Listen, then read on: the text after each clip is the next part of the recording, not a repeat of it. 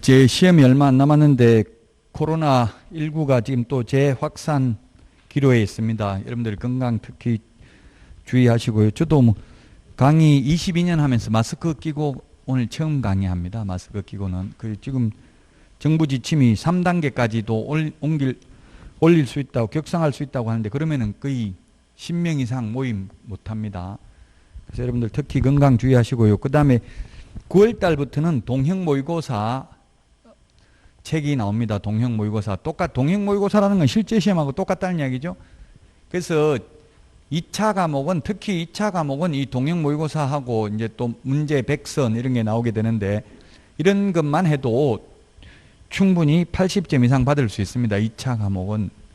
물론 지금은 당연히 안 나오겠죠. 공부가 언제 나오냐면 10월 31일 날 80점 나온다고요. 지금은 당연히 고통받아야 될 시점입니다. 그래서 이게 9월, 10월이 중요하다고요. 이제 동형 모의고사라는 건 똑같이 실제 시험하고 똑같은 형태로 모의고사를 본다는 이야기예요. 미리, 그래서 여러분들이 미리 시험 보고 해설을 듣고 이렇게 틀리 보고 설명을 듣고 하면 아마 실력이 급상승하게 될 겁니다. 9월, 10월만 잘 버티면 되겠습니다. 동형 모의고사, 똑같은 형태의 모의고사를 보게 되고, 또 100문제도 하게 되고, 또 핵심 이론 테마 특강도 합니다. 그렇게 하면은 지금부터만 수업 안 빠지고 다 들어도 충분히 2차는 고득점 가능합니다. 자, 아까 전용 허가 받아가지고 2년 동안 허가받은 목적으로 사용 안 하면 뭐 농지 처분 의무가 없다 했는데, 전용이라는 건 뭡니까? 다른 용도로 쓰는 게 전용이죠. 다른 용도로 뭐 예를 들어서 건물 짓겠다고, 집 짓겠다고, 전원주택 짓겠다고 전용 허가 받아가지고 2년 안에 허가받은 목적대로 사용 안 하면 전용 허가를 취소할 수 있습니다. 바로 처분해야 되는 건 아니고요. 전용 허가가 취소되면 또 새로 만약에 다른 용도로 쓰려면 허가를 받아야 되고, 허가 받을 때마다 농지 보전 부담금을 공시지가 30% 내야 됩니다. 돈이 많이 들어가겠죠. 그래서 2년 안에 그 사업 목적에 착수를 해야 됩니다. 자, 지금까지 한 내용보다는 이제 273페이지 주택임대차 보호법부터가 우리 중개실무에 시험에 반드시 출제되는 게 이게 주택임대차, 상가임대차, 그 다음에 경공매, 매수신청들이 한 문제씩은 반드시 나옵니다. 그러면 4문제고요. 실무가 가장 적게 나올 때는 5문제 출제될 때도 있습니다. 5문제부터 한 7문제 정도밖에 안 나왔어요. 최근 들어서는. 원래는 실무가 30% 내외 출제된다고 돼 있거든요.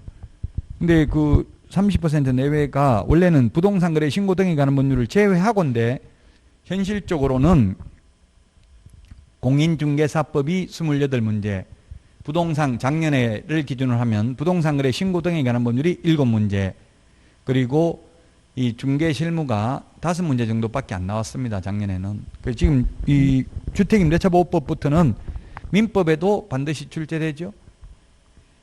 그래서 이게 지금 엄청난 다 갈등을 느끼고 있어요. 지금 36만 명이 원서 접수했지만 나중에 시험장에는 10만 명도 안 갈 겁니다. 거의 4분의 3이 다 포기한다고요. 중간에 원서 접수하고도. 여러분들 주변에도 포기 많이 하시죠? 포기하면서 혼자 포기 안 하고 또 물귀신 심리로 같이 데리고 죽으려고, 언니 1차 점수 몇 점 나오는데 이렇게 하는 분들 계셔요. 그런 분들은 1차도 안 나오면서 왜 2차 잡고 있냐, 2차 포기해라 이렇게.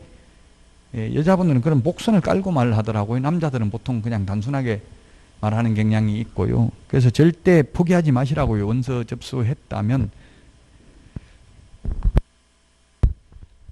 지금 시험도 뭐 어떤 분들은 또 연기되는 거 아니냐 이렇게 말하는 분도 있는데, 뭐 그건 100% 장담은 못하지만 아직까지 연기할 가능성은 없고요. 수능도 친다고 했고 감정평가사 시험 이런 것도 다 봤습니다. 그러니까 정상적으로 시험 본다고 생각하고 열심히 준비하셔야 되겠습니다. 자, 276페이지 문제 1번 보겠습니다. 주택임대차보호법 틀린 것은 했는데, 당사자 합의로 임대차 기간을 1년으로 정한 경우 임차인은 그 기간의 유효함을 주장할 수 있다. 예, 맞습니다. 편면적 강행 규정이기 때문에 주택은 2년, 최단기 존속기간이 상가는 1년, 농지는 3년. 민법 임대차는 최단기, 최장기 존속기간이 없습니다.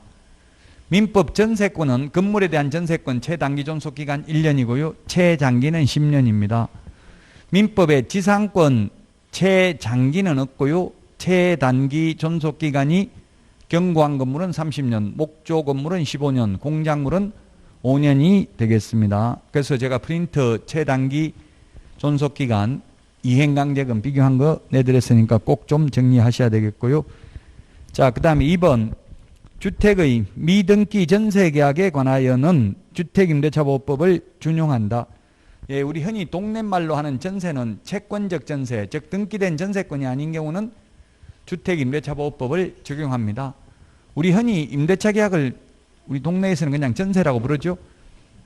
그 세계적으로 이 전세가 있는 나라는 우리나라밖에 없습니다. 이렇게 대규모로 있는 경우는 뭐 인도 같은 데는 약간 일부 있기는 한데요. 전세가 이렇게 대중화되어 있는 나라는 우리나라밖에 없습니다. 그래서 부동산학을 전공한 교수들께서는 일부 학자들은 우리나라 집값을 잡고 장기적으로 보면 전세를 없애야 된다. 그러니까 이런 말을 주장을 하니까 그 전세 사는 사람들은 그럼 월세 내라는 말이냐 굉장히 반발을 많이 해서 그런 말을 주장하기도 힘든데, 이 전세라는 게 레버리지 이펙트, 지렛대 효과잖아요. 결국 자기 돈 없이도 갭 투자가 가능하죠. 근데 만약에 전세가 없다면 갭 투자하기가 쉽지 않다고요. 은행 융자 못 받고 전세 없다면 갭 투자하기는 어려울 것입니다.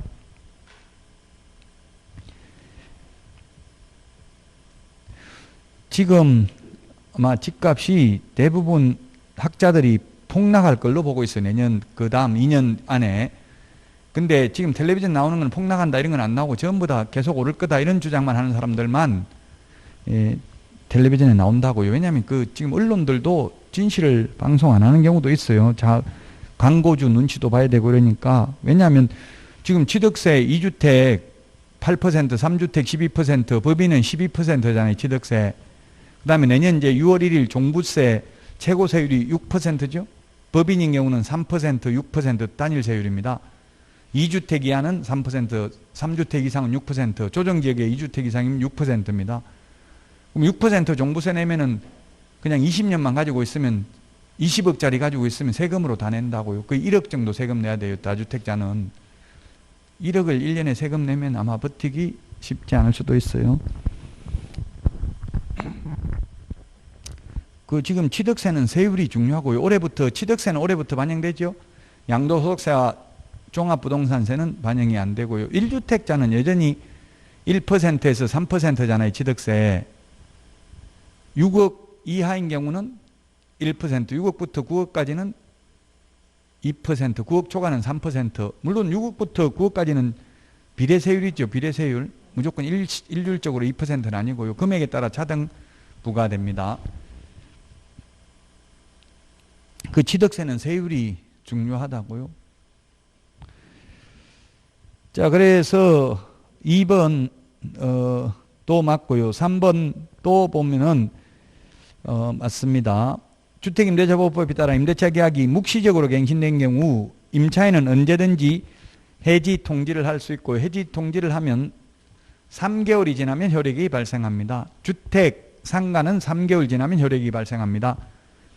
민법 임대차에서 묵시적 갱신되면 임차인이 해지 통고하면 1개월 지나면 효력이 발생하고, 임대인이 해지 통고하면 6개월이 지나면 효력이 발생합니다. 민법 임대차의 경우는. 근데 민법 전세권이 묵시적 갱신돼 가지고 전세권 소멸 통고를 하면 전세권자든 전세권 설정자든 모두 6개월 지나야 효력이 발생하지요. 비교를 하시라는 이야기입니다. 지금 법마다 조금씩 다르니까요. 자, 그 다음에 4번은 편면적 강행 규정이니까 이 법 규정보다도 임차인에게 불리한 약정은 무효입니다. 임차인에게 유리한 약정은 유효죠. 그래서 최단기 존속기간이 2년이지만 임차인이 원해서 1년 계약 체결했다면 임차인은 1년만 살고 나갈 수도 있고 2년을 주장할 수도 있다. 그러나 주인은 1년 계약 체결했으면 1년 만에 나간다고 하면 돈 내줘야 되죠. 또 2년 살겠다고 하면 또 내보낼 수 없습니다. 그래서 집주인이라면 어차피 2년 보장해 줘야 될 거 2년으로 계약하는 게 더 유리할 수도 있습니다. 지금 현실적으로 원룸 같은 거는 1년 계약을 많이 하잖아요. 그럼 1년 만에 나간다고 하면 내줘야 되고, 만약 2년 계약 체결했으면 세입자가 1년 만에 나간다고 하면 나머지 1년분 월세를 다 받을 수 있죠. 차감하고 내줄 수 있죠. 월세 까고 내줄 수 있다고 남은 1년분, 만약 2년 계약 체결하고 1년 만에 나간다고 하면, 그러니까 주택, 오피스텔도 주거용으로 사용하면 주택임대차보호법상은 주택입니다. 그러니까 집주인 입장에서는 2년 하는 게 더 낫고 세입자 입장에서는 1년 하는 게 낫다고요. 자, 그 다음에 5번입니다. 임차인이 대항력을 취득하려면 주민등록 전입신고하고 이사만 하면 되죠. 이게 대항력이고요. 대항력만 갖추면 되고, 대항력에다가 확정일자까지 받으면 후순위 권리자보다 전액을 우선 면제 받을 수 있습니다. 전액을 우선 면제 받을 수 있다. 확정일자는 안 받아도 됩니다. 자, 그래서 1번에 답이 5번입니다. 최우선 면제 받으려면은 대항력만 갖추면 된다. 자, 그러면 한번 주택을 정리를 해보면, 주택의 경우 최우선 면제 받으려면은 최우선 면제 받으려면 대항력만 갖추면 되고, 대항력을 갖추면 서울에서는 보증금이, 주택의 경우에는 보증금만 가지고 하죠.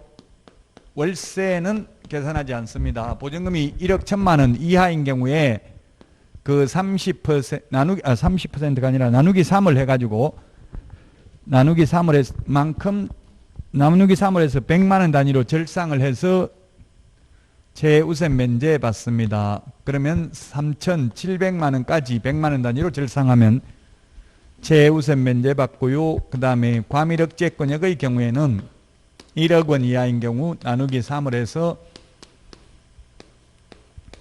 3,400만 원까지 최우선 면제를 받고요. 그 다음에 과밀억제권역이 아닌데 세용화, 시엠블루에 보면 정용화라고 있는데 세용화입니다. 세용화. 세종용인 화성시의 경우에는 과밀억제권역이 아닌데 과밀억제권역에 준하는 보호를 받습니다. 그 다음에 광역시인 경우에는 6천만 원 이하인 경우에 나누기 3을 해서 2천만 원까지 최우선 면제를 받고요. 그 다음에 광역시가 아닌데 광역시에 준하는 보호를 받는 게 파주가 신설됐습니다. 파주시가. 물론 파주시 빼고도 경기도 광주시, 경기도 김포시, 경기도 안산시는 이 광역시에 준하는 보호를 받습니다. 기타 지역은 보증금이 5천만 원 이하인 경우 나누기 3을 해서 1,700만 원까지 최우선 면제 받을 수 있습니다. 자, 그런데 이게 주택이고요. 상가를 보도록 하겠습니다. 상가인 경우에는, 상가가 서울인 경우에는 환산보증금이 9억 환산보증금입니다. 환산보증금. 환산보증금은 보증금 더하기 월차임 곱하기 100을 한 금액이죠. 이때 월세에는 부가가치세가 포함되어 있는지 여부, 판례는, 서울고등법원 판례는 부가가치세 별도라고 되어 있으면 제외된 금액이 곱하기 100이고요. 부가가치세 포함해서 월세 100만 원이라고 되어 있으면 그대로 그냥 포함된 금액에 곱하기 100을 한다는 게 고등법원 판례의 입장입니다. 그 다음에 과밀억제권역은 6억 9천, 6구는 54, 6구 54, 광역시에는 5억 4천, 기타 지역은 3억 7천 이하인 경우에만 원칙적으로 상가 건물 임대차 보호법이 적용됩니다. 과밀억제권역이 아닌데 부산도 과밀억제권역에 준하는 보호를 받습니다. 그 다음에 광역시가 아닌데 세용화가 아니라 여기는 세파화입니다. 세종, 파주, 화성, 세종, 파주, 화성 요 세 개는 광역시에 준하는 보호를 받습니다. 기타 지역은 3억 7천입니다. 이게 우선 면제 받는 금액이고요. 최우선 면제 받는 금액은 환산보증금이 6,500만 원 이하인 경우 서울에서 나누기 3을 해서 2,200만 원까지 최우선 면제 받습니다. 기준이 되는 금액은 환산보증금, 실제 최우선 면제 받는 금액은 보증금이 되겠습니다. 과밀억제권역은 5,500만 원 이하인 경우에 1,900만 원까지 최우선 면제 받고요. 광역시인 경우에는 3,800만 원 이하인 경우에 1,300만 원까지 최우선 면제 받습니다. 기타 지역은 3천만 원 이하인 경우 나누기 3을 해서 1,000만 원까지 최우선 면제 받습니다. 자, 그런데 부산은 우선 면제 받을 때에는 부산이 과밀억제권역에 해당됩니다. 근데 최우선 면제 받을 때에는 부산은 그냥 광역시에 해당됩니다. 이걸 주의해야 되고요. 우리 지금 문제풀이 책에도 이렇게 적혀져 있어요. 그 다음에 세종, 파주, 화성은 우선 면제 받을 때는 5억 4천인데 최우선 면제 받을 때는 기타 지역에 해당된다고요. 세종, 파주, 화성이. 자, 그래서 상가의 경우에는 이 환산보증금이 일정 금액 이하인 경우만 원칙적으로 상가 건물 임대차 보호법이 적용됩니다. 그런데 예외적으로 6개는 환산보증금과 상관없이 적용이 됩니다. 영덕대게가 아니라 표준대게를 먹으라고 권했다. 영덕대게 먹으라고 권했다. 표준대게, 영덕 표준대게. 자, 이 네 가지가 뭐냐면 표준계약서가 2개가 있어요. 표준계약서가 2개가 있다. 표준권리금 계약서는 국토부 장관이 사용을 권장할 수 있고, 그 다음에 법무부 장관이 상가 건물 임대차 표준계약서 사용을 권장할 수 있다. 이거는 보증금과 상관없이. 그 다음에 대항력도 역시 보증금과 상관없이 인정됩니다. 서울에서 9억이 초과되더라도 상가 주인이 바뀌면 세입자는 계속 10년간 장사할 수 있다고요. 대항력을 주장하고 계약갱신 요구권도 주장할 수 있기 때문에 권리금 회수기회 보장, 임대차 기간이 끝나기 6개월 전부터 임대차 기간 종료 시까지 권리금 회수기회를 보장해 줘야 되는데 이것도 보증금과 상관없이 인정이 됩니다. 3기의 차임액을 연체했을 때 해지할 수 있는 거, 이거 보증금과 상관없이 적용됩니다. 그럼 이거 빼고 나머지 임차권 등기 명령이라든지 최단기 존속기간이라든지 월차임 전환율이라든지 그 다음에 정액 청구 5%밖에 못한다든지 이런 건 적용이 안 된다고요. 이거 빼고는 환산보증금이 일정 금액을 초과하는 경우에는. 자, 그래서 1번은 답이 5번이 되겠습니다. 276페이지. 자, 그 다음에 279페이지 5번 문제 보도록 하겠습니다. 5번. 2020년 1월 28일 갑은 자기 소유 X주택을 2년간 을에게 임대하는 계약을 체결하였다. 옳은 것은 했는데 1번 을 임차인은 등기소나 공정인 사무소에서 확정일자 받을 수 없다 했는데 받을 수 있죠. 동주민센터뿐만 아니라 등기소, 등기과, 공정인 사무소. 공정인 사무소는 합동법률사무소예요. 받을 수 있습니다. 없다 X. 상가의 경우에는 세무서에서 받아야 되죠. 상가는 세무서에서만 받아야 됩니다. 근데 주택은 동주민센터뿐만 아니라 등기소, 등기과, 공정인 사무소에서 받아도 됩니다.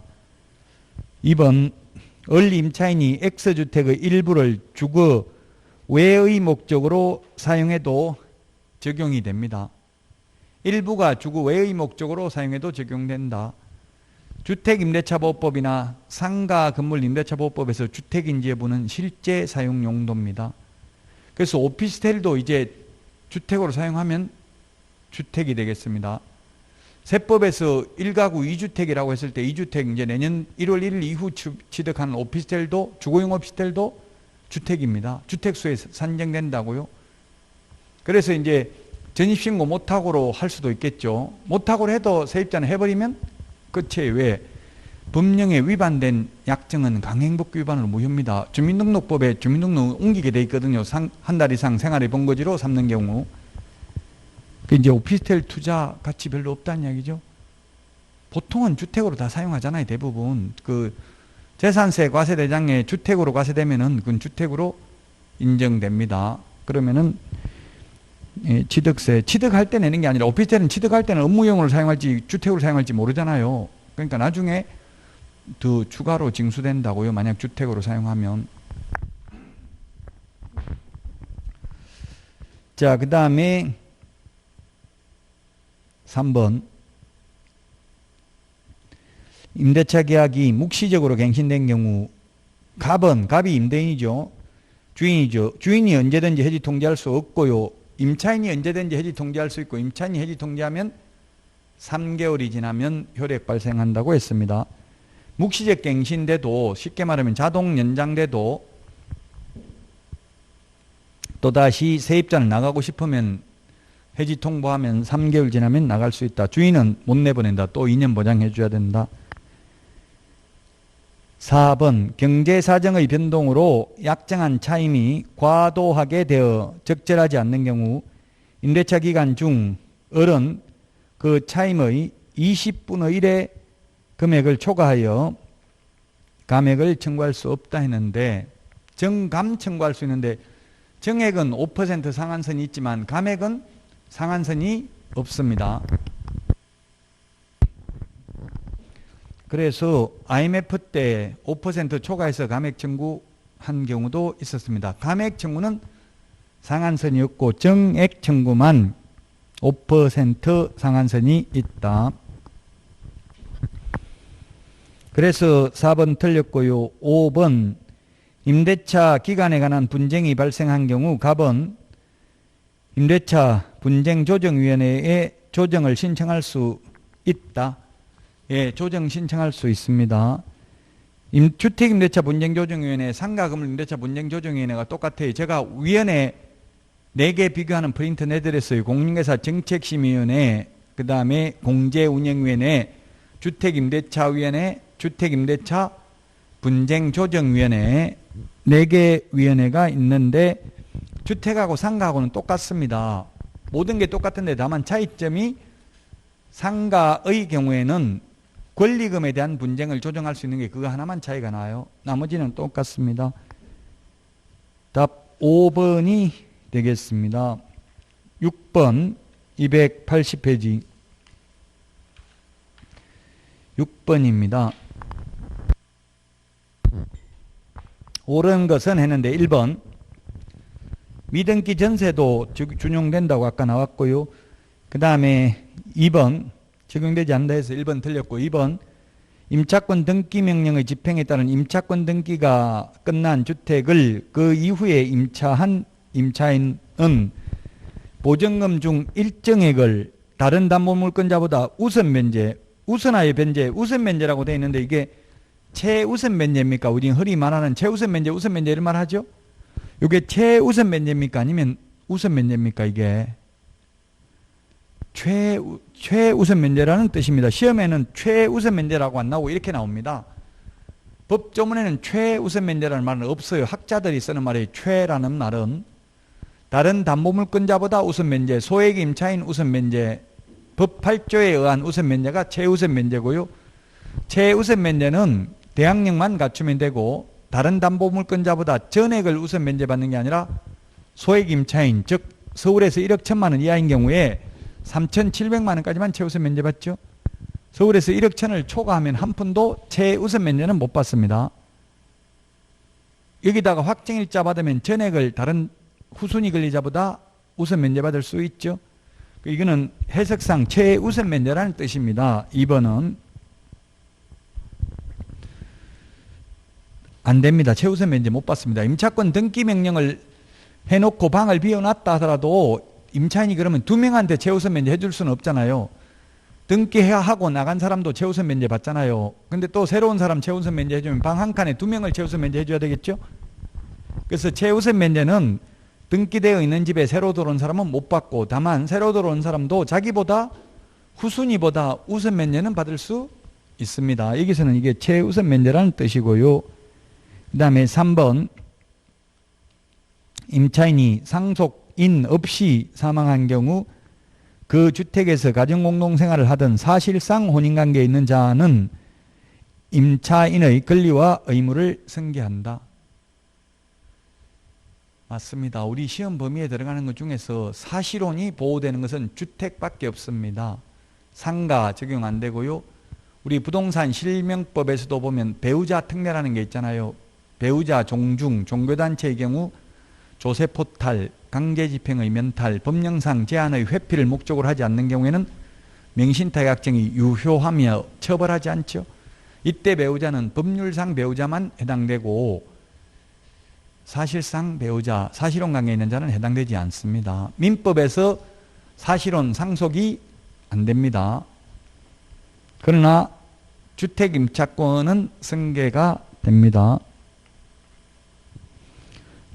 잘 나오더라고. 롯데 신격호 전 회장 돌아가셨는데 그 상속이 같이 살고 있던 부인한테는 되지 한 푼도 안 된다고 상속이.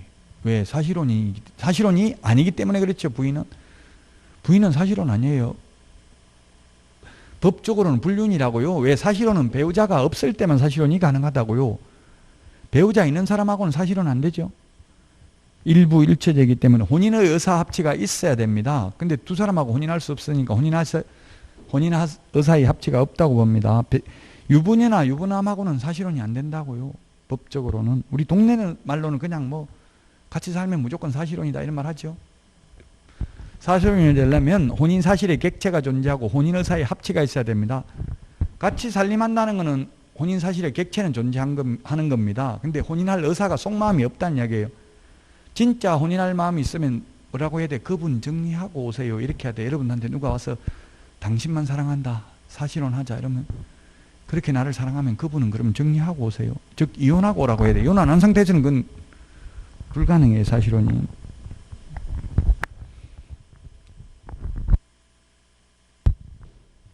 답이 그래서 3번이 되겠고요. 4번 임차인이 임차주택에 대하여 보전금 반환 청구 소송의 확정 판결에 따라 경매를 신청하는 경우 반대 의무의 이행이나 집행의 제공을 집행 개시 요건을 한다 했는데 요건을 하지 않습니다. 이게 무슨 말이냐면은 경매 신청할 때는 방 안 빼고 집 안 비워주고도 경매 신청할 수 있다. 그래가지고 나중에 배당금을 받을 때 배당금 받는 것과 집 비워주는 게 동시행 관계에 있습니다. 경매 신청할 때는 집을 안 비워주고도 신청할 수 있다라는 뜻입니다. 그래서 틀렸고요. 집행개시 요건을 하지 않습니다. 5번 임대차 계약을 체결하려는 자는 임차인의 동의를 받아서 확정일자 부여기관, 동주민센터 등에 해당 주택의 확정일자 부여일 정보 제공을 요청할 수 있다. 임차인 동의 받는 게 아니라 임대인 동의 받아야 됩니다. 임대인 동의. 요게 10월부터 바뀔 예정인 게 주택임대차보호법이 두 가지가 있는데요. 지금 새로 주택임대차보호법이 7월 31일부로 새로 생긴 게 뭐가 있습니까? 그 계약갱신 요건이 생겼죠. 2+2, 2년 살다가 또 한 번 2년 끝나기 6개월 전부터 1개월 전까지 사이에 계약갱신 요구를 하면 2년 더 살 수 있죠. 그런데 단 주인이 직접 입주하려면 주인이 직접 살려고 세입자 내보낼 수 있습니다. 내보내놓고 실제 주인이 안 살고 또 다른 사람한테 세를 놓으면 손해배상해야 되죠. 손해배상액은 세 개 중에서 낮은 금액이 아니라 높은 금액이라고 했어요. 3개월 환산월차임, 그 다음에 현 임차인의 환산월차임과 새로운 임차인에게 세를 준 그 환산월차임과의 차액. 즉 지금 나한테 50만 원 월세 줬는데 저를 내보내고 다른 세입자한테 100만 원 월세 놨으면 50만 원 차익이 나잖아요. 그 50만 원 곱하기 해당 기간 월수 24개월 2년 동안 다른 데 세놨으면 24를 곱하면 얼마입니까? 1200만 원입니까? 1200만 원 손해배상해야 된다고요. 그 다음에 세 번째는 실제 손해 입은 액. 이 셋 중에서 가장 큰 금액, 가장 높은 금액을 손해배상해야 됩니다. 그러니까 이제 주인들 커뮤니티 카페 이런 SNS에 뭐라고 하냐면 세입자 내보내버리고 주인 산다 해놓고 안 살고 세를 주면 자기들이 어떻게 할 거야? 세를 주는지 내가 사는지 이렇게 공유를 하다 보니까 정부에서는 이번 10월 달부터 지금 8월 말에 입법 예고를 해서 40일 입법 예고를 거쳐서 10월 달부터 시행하는 게 이제 그 전 세입자도 이해관계인으로 보고 세대별 주민등록을 열람할 수 있도록 누가 전입신고되어 있는지 열람할 수 있도록 신설될 예정입니다. 지금은 전 세입자는 이해관계인이 아니죠. 이해관계인은 열람할 수 있다고요. 확정일자 받은 날 전입신고되어 있는지 이런 걸 확인할 수 있다고요. 아직은 안 돼 있는데 10월 달부터 시행되면 이번 시험 범위에 들어가죠. 그 다음에 또 주택임대차보호법이 지금 바뀔 예정인 게 전세를 월세로 돌리려면 뭡니까? 지금은 1할 또는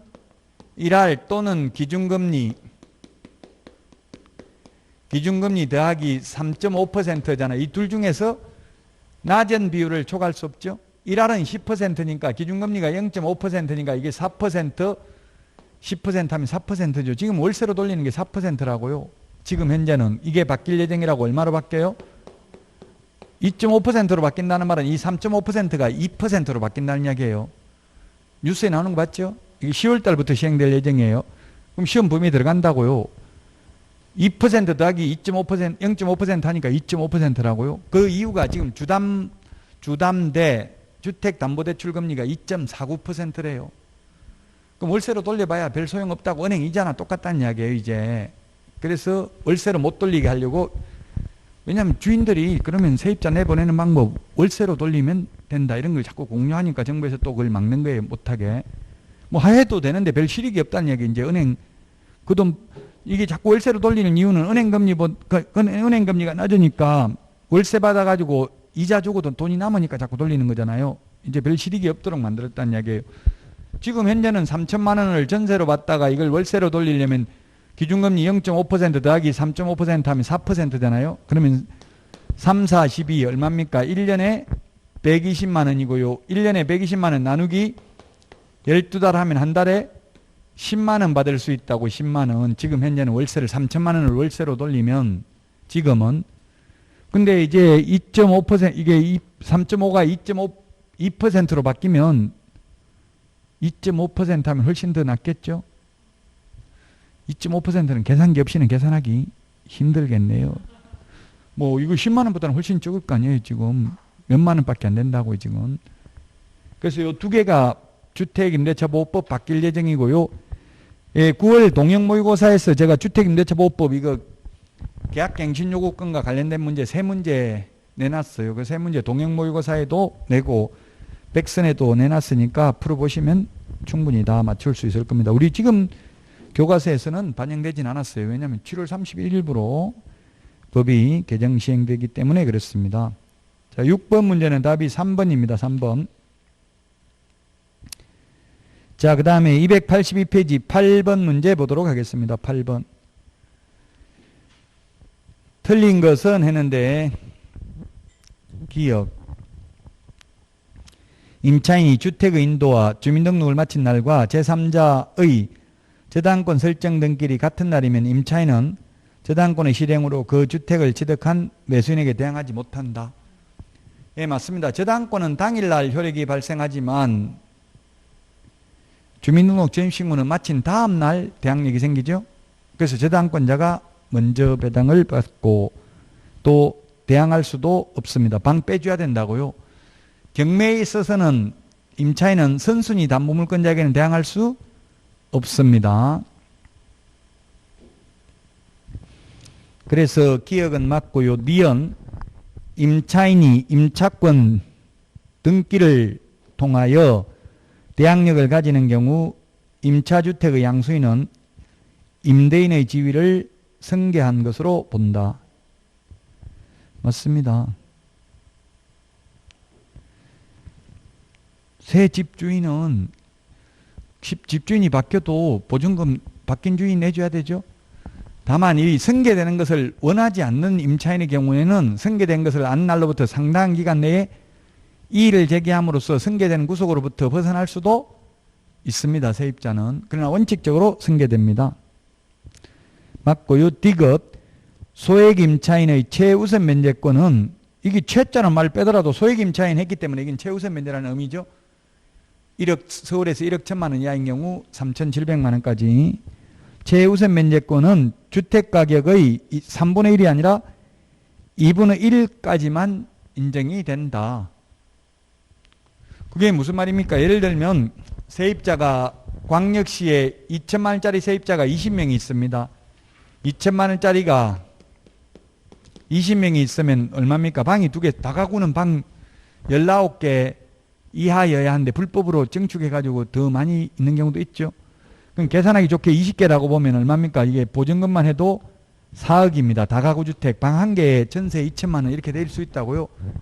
근데 이 집이 경매 넘어갔는데 4천만 원에 경매 넘어갔다고요. 그럼 4천만 원에 경매 넘어갔는데 최우선 면제 다 해주고 나면 남는 돈 하나도 없죠.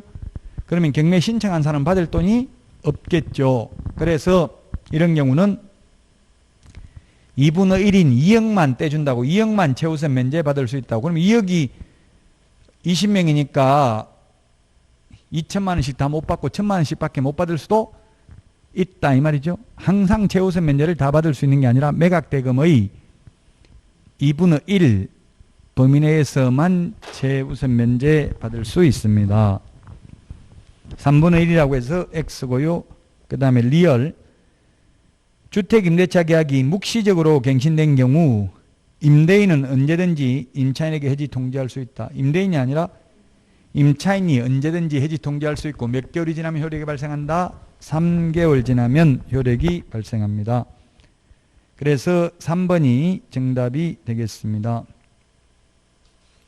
우리 교과서 284 맨 밑에 있는 박스 285페이지 맨 위에 있는 박스 이거 거기 뭐냐면 주의할 점이 아까도 이야기했잖아요. 부산광역시는 우선 면제 받을 때는 6억 9천 과밀억제권에게 해당되지만 최우선 면제 받을 때는 어디에 해당된다 했어요? 광역시에 해당되고요. 세종, 파주, 화성은 우선 면제 받을 때는 광역시에 해당되지만 최우선 면제 받을 때는 기타 지역에 해당된다는 말이 있잖아요. 그 우리 교과서 284, 285페이지 책에 아주 잘 정리가 되어 있습니다. 자, 그 다음에 288페이지 1번. 만약에 시험에 나오면 민법이든 우리 공인중개사법이든 주택임대차가 어려워요? 상가임대차가 어려워요? 시험에 나오면? 주택이 훨씬 어렵죠. 주택은 거의 대부분 판례. 왜냐하면 81년도 1981년도에 주택임대차보호법이 생겼기 때문에 이제 40년이 지났기 때문에 판례가 엄청나게 축적되어 있어요. 근데 상가는 2002년도부터 시행했습니다. 이제 18년인데 이미 주택에 대한 판례가 많기 때문에 상가는 더 이상 분쟁이 별로 생길 게 없어요. 법에 있는 것만 해도 명확하게 알 수 있다고요. 그래서 상가는 판례가 별로 없으니까 그냥 법 조문만 기억해도 풀 수 있다고요. 288페이지 1번 문제입니다. 권리금입니다. 틀린 것은 했는데 1번 권리금 계약이란 신규 임차인이 되려는 자가 임차인에게 권리금을 지급하기로 하는 계약을 말한다. 맞습니다. 2번 임차인의 차임 연체액이 3기의 차임액에 달하는 때에는 임대인은 계약을 해지할 수 있다. 3기, 2기 맞습니다. 우리 그 암기 프린터를 다음 주에 9월 첫 번째 주에 다시 내드리겠습니다. 지금 2기가 하나 더 신설됐죠. 2기 3개 계약 갱신 요구 그대로 할 수 있잖아요. 2기 몇 개만 지금 바뀐 내용 우리 그 지난주 금요일 날 8월 21일부로 공인중개사법이 개정 시행되잖아요. 뉴스에 나오는 거 봤죠? 부당한 표시 허위 매물 다 사라졌다. 500만 원 이하의 가태료 부과하니까 뉴스에 계속 나오고 있어요. 오히려 지금 집주인들이 반기인데 허위 매물이 미끼 매물, 낚시 매물 낮게 올리는 게 있는데 그게 다 사라지고 나니까 오히려 집값이 올라가는 또 현상이 있대요. 이게 허위 매물을 없애버리니까. 허위 매물이 있으니까 자꾸 그 사람들이 낮은 거 있다 생각하고 오는데 이제 허위 매물이 주로 낚시 매물, 허위 매물은 높게 올리겠어요? 낮게 올리겠어요? 높게 올릴 이유가 없잖아요. 높으면 아무도 전화 안 오잖아요. 낮게 올리고, 높게 올리는 거는 3년 이하의 진행이나 3천만 원 이하의 벌금이 시세에 부당한 영향을 미칠 목적으로 서로 매도인하고 짜고 그렇게 할 가능성이 많죠. 어쨌든 8월 21일 바뀐 내용까지 반영을 해서 암기 프린터를 다음 주에 제가 다 정리는 해놨는데 다음 주에 내드린 거 그거 가지고 이제 시험 볼 때까지 가져가시면 되고요. 거기에서 80점은 받을 수 있다고 했습니다. 3기, 3기가 3개, 2기가 4개입니다. 4개, 2기의 차임액. 연속해서 꼭 3달 월세를 연체할 필요는 없다고 했죠. 예, 금액이 3개월 월세액에 해당되도록 한 번이라도 연체한 적이 있으면 됩니다. 지금 현재 연속해서 석 달이 연체되고 있어야 되는 건 아니고요. 과거에 한 번이라도 3개의 차임액에 이르도록 연체한 사실이 있으면 해지할 수 있습니다. 3번 보증금이 전액 변제되지 아니한 대항력 있는 임차인은 임차 건물에 대하여 민사집행법에 따른 경매가 실시된 경우에 그 임차 건물이 매각되어도 소멸되지 않는다. 예, 대항력 있는 임차인은 그렇습니다. 근데 경매에서 대항력이 있다는 말은 말소 기준 권리보다 앞서 있는 최선순위 임차인을 말하죠. 자, 그 다음에 4번 임대차 목적인 상가 건물을 1년 이상이 아니라 1년 6개월 이상 영업용 건물로 사용하지 않는 경우에는 권리금 회수 기회를 보장해 줄 필요가 없습니다. 현 세입 이 해석은 어떻게 그 법무부에서 이 법을 만든 사람 해석은 지금 현 임차인이 1년 6개월 이상 영업용 건물로 사용하지 않는 경우 또는 건물주가 세입자 내보내고 앞으로 1년 6개월 이상 영업용 건물로 사용하지 않는 경우 모두 다 해당된다라고 해석하고 있습니다. 그냥 1년 6개월 이상 이렇게만 돼 있을 뿐이지 현 세입자가 1년 6개월 이상 사용 안 한 경우인지 아니면 주인이 세입자 내보내고 1년 6개월 사용 안 한 건지 명확하게 규정은 없다고요. 근데 그런 표현을 안 해놨잖아요. 그렇지만 아무런 규정이 없기 때문에 둘 다 해당된다. 이게 이 법을 만든 사람의 견해입니다. 4번입니다. 1년이 아니고 1년 6개월이고요. 5번 국토교통부 장관은 권리금에 대한 감정평가의 절차와 방법 등에 관한 기준을 고시할 수 있고요. 표준 권리금 계약서를 정하여 그 사용을 권장할 수 있다. 표준 권리금 계약서는 국토부 장관이, 그 다음에 상가 건물 임대차 표준 계약서는 법무부 장관이 사용을 권장할 수 있다고요.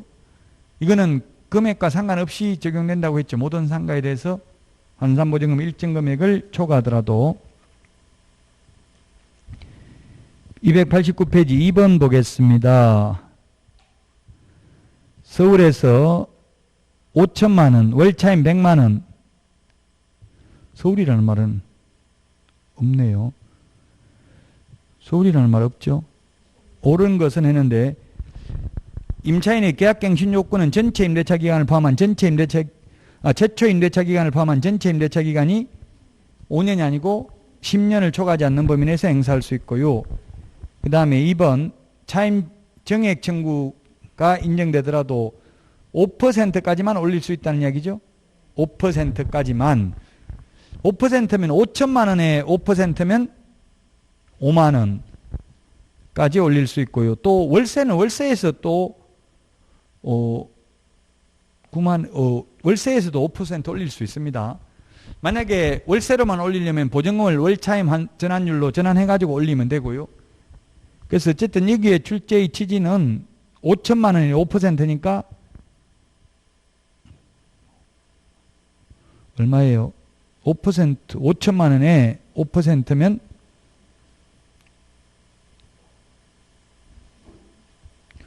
5만 원, 5만 원까지 올릴 수 있다는 얘기죠.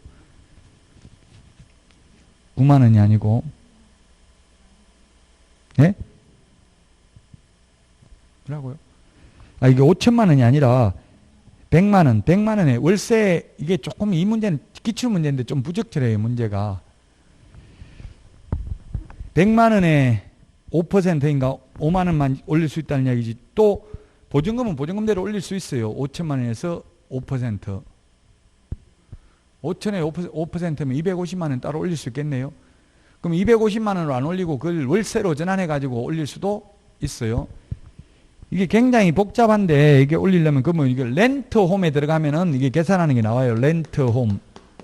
이게 민간임대주택 정보체계인데 여기 들어가면 계산하는 게 나온다고. 만약에 전세를 안 올리고 월세로만 올리려면 얼마 올릴 수 있는가 이렇게 나와요.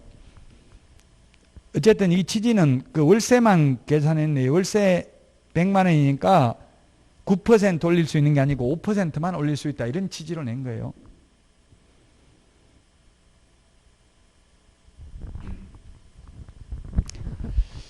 자, 그 다음에 3번은 3개의 차임액이니까 석 달 월세액이 연체되면 300만 원 연체됐으면 해지할 수 있죠. 3개의 차임액입니다. 2기, 3기 구분을 하셔야 되고요. 그 다음에 4번 상가 건물이 서울특별시에 있을 경우에는 건물의 경매 시 임대인은 계약을 해지할 수 없다. 이게 기출문제인데 조금은 이렇게 하면 논란의 여지가 있죠. 왜냐하면 그 계약을 해지할 수 없다 했는데 언제 전입 그 사업자 등록된 날짜하고 건재당 설정 등기된 날 이런 게 안 나와 있잖아요. 선순위 담보물권자에게는 대항할 수 없죠. 만약에 저당권이 선순위면 대항할 수 없고 나가라면 나가야 되잖아요. 낙찰받은 사람이. 만약에 최선순위 임차권이라면 해지할 수 없고 계속 장사할 수 있는 거죠.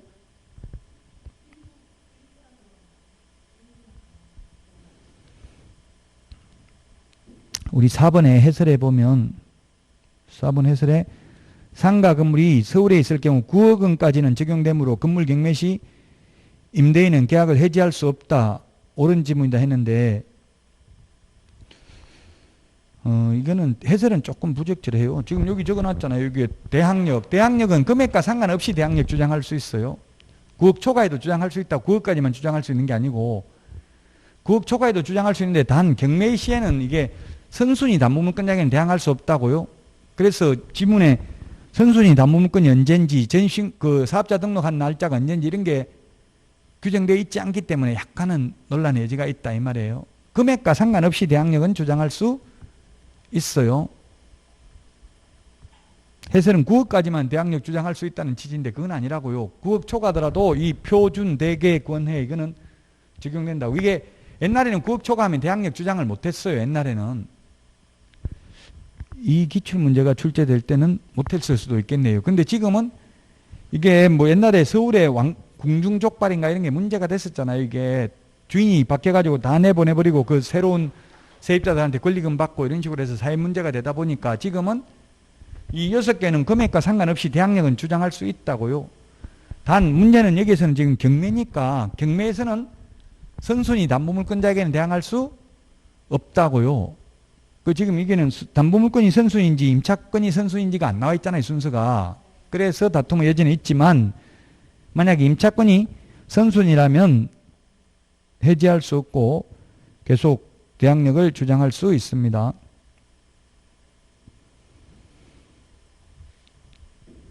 그래서 4번이 맞고요. 5번 임차인이 임대인의 동의 없이 건물의 일부를 전대한 경우 임대인은 임차인의 계약갱신 요구를 거절할 수 없다 했는데 동의 없이 일부 또는 전부를 전대한 경우 계약갱신 요구를 거절할 수 있습니다.